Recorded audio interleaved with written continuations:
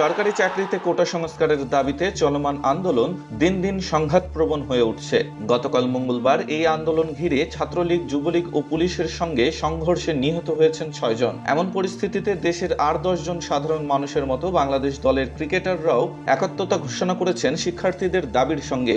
একই সঙ্গে তারা এই সমস্যার শান্তিপূর্ণ সমাধান কামনা করেছেন। গতকাল মঙ্গলবার নিজেদের ফেসবুক পেজে এ নিয়ে পোস্ট করেছেন জাতীয় দলের hard hitter batter Towhid Hridoy, Mushfiqur Rahman, Shariful Islam, Nazmul Hossain শান্ত ও নুরুল হাসান সোহান। তাওহিদ হৃদয় লিখেন, সবকিছু থেকে দূরে আছি, তাই অনেক কিছুই দেখা হয়নি। আমার প্রাণের ঢাকা বিশ্ববিদ্যালয় আর রক্তাক্ত না হোক। পেসার শরীফুল ইসলাম বলেন, আমি একজন ক্রিকেটার হলেও আমি একজন ছাত্র।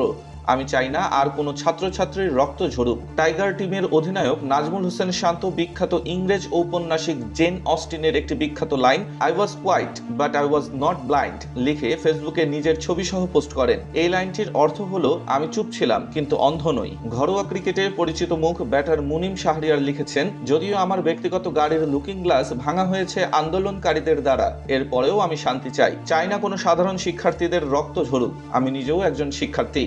যৌক্তিক দাবি যৌক্তিকভাবে নিরসন হোক। আমার ভাইয়েরা বোনেরা সবাই নিরাপদ থাকুক। উইকেট রক্ষক ব্যাটার নুরুল হাসান সোহান লিখেছেন, ভবিষ্যৎ বাংলাদেশের রক্ত আর দেখতে চাই না, শান্তি চাই। আম্পায়ার গাজী সোহেল লিখেছেন, খুব কষ্ট হচ্ছে, হৃদয়ে প্রচন্ড রক্তক্ষরণ হচ্ছে, মনের মধ্যে স্তব্ধতা গ্রাস করেছে, এমনটি তো হওয়ার কথা ছিল না। এদিকে কোনো কিছু না বললেও অনেকটা নীরবে প্রতিবাদ জানিয়েছেন যেন ক্রিকেটার মুশফিকুর রহিম। নিজের ভেরিফাইড ফেসবুক পেজে একটি পোস্ট করেছেন, সেখানে মোনাজাতের ইমোজি দিয়ে প্রার্থনা কামনা করেছেন মুশফিক, সঙ্গে জুড়ে দিয়েছেন মক্কায় গিয়ে তোলা নিজের একটি ছবি। ডেস্ক রিপোর্ট, স্টার সংবাদ।